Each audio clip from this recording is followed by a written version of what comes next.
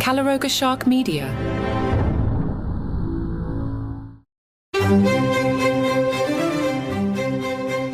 Hello and welcome to Palace Intrigue. I am your host, Mark Francis.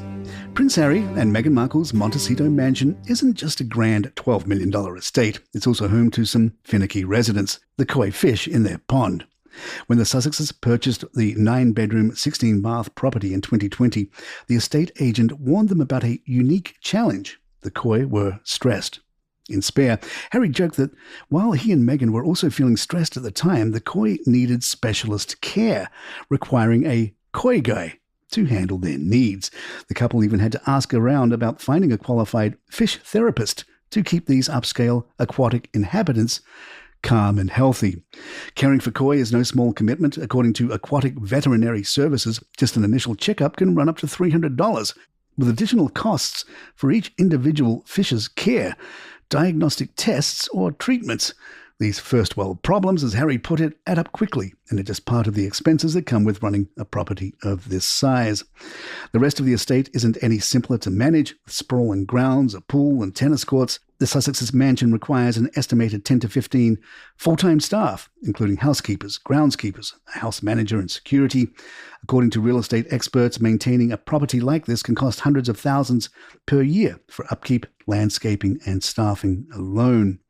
The mansion also features some unique personal touches: a playhouse for Archie and Lilibet, a chicken coop, charmingly labelled Archie's Chick Inn, and a grand library.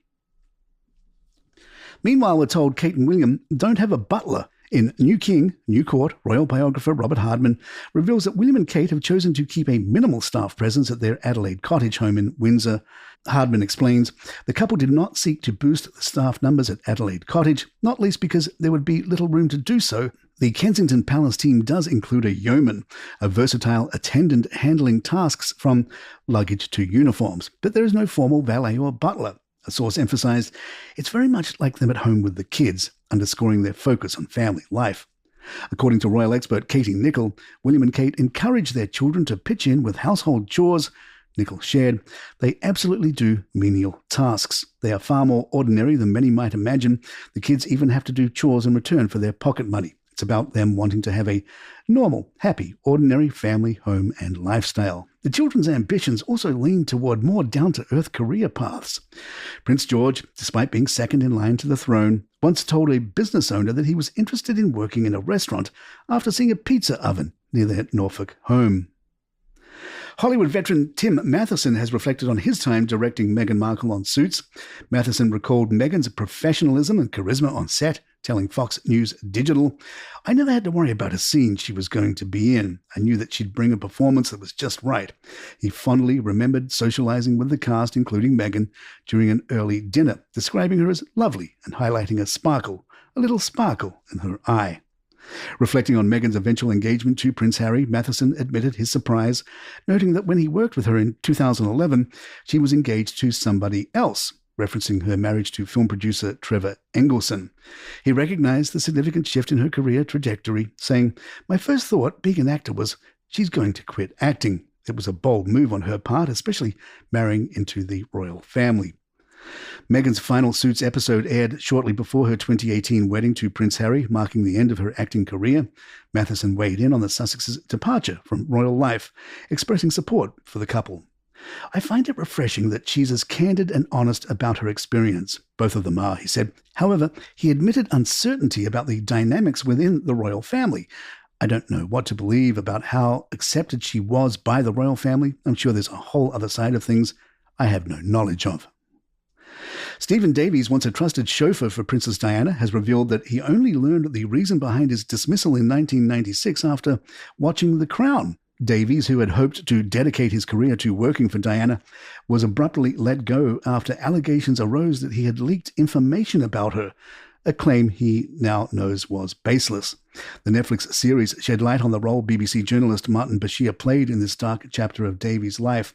According to The Crown, Bashir fabricated claims against Diana's close circle, including Davies, to manipulate her into granting him the infamous Panorama interview. Reflecting on this revelation, Davies told the Daily Mail that the false accusations cost him not only his dream job but also Diana's trust. She died believing I had betrayed her, and that's something I can't ever forget or forgive. Palace Intrigue will be right back. In an uncovered letter from 1998, King Charles expressed his admiration for the Orthodox Church, describing it as the only Christian denomination untainted by what he called loathsome political correctness.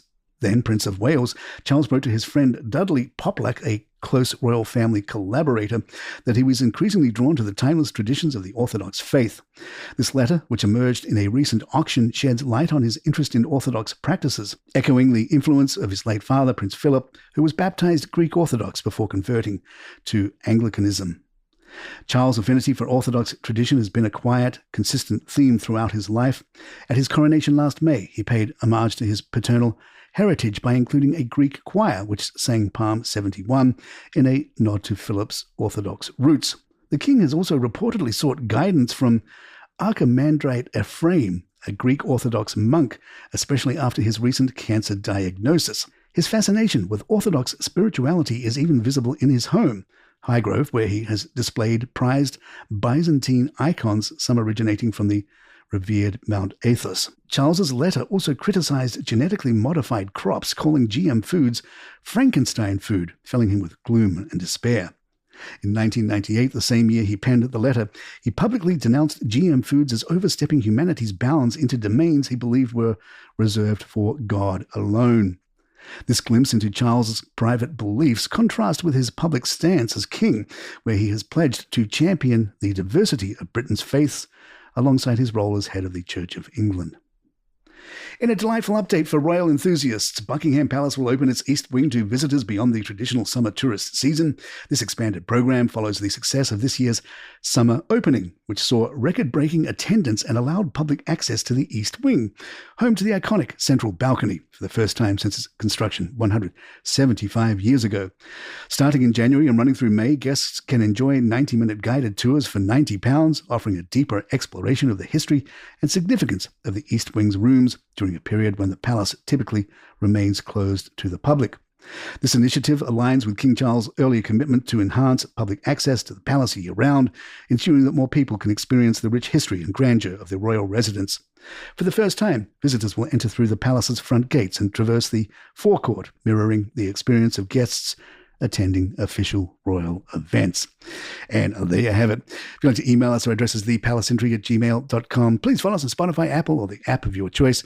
And don't forget, you can get subscriptions to this show, allowing you to get it commercial-free, along with hundreds of others from Calaroga Shark Media, including lots of Christmas-themed shows like 5 Good News Stories and trivia and fiction stories from romance to ghosts, and they're all available at Calaroga Shark Media. You can see the link in the show notes, and you can get them commercial-free. I'm Mark Francis. My thanks to John McDermott. This is Palace Intrigue, and good times.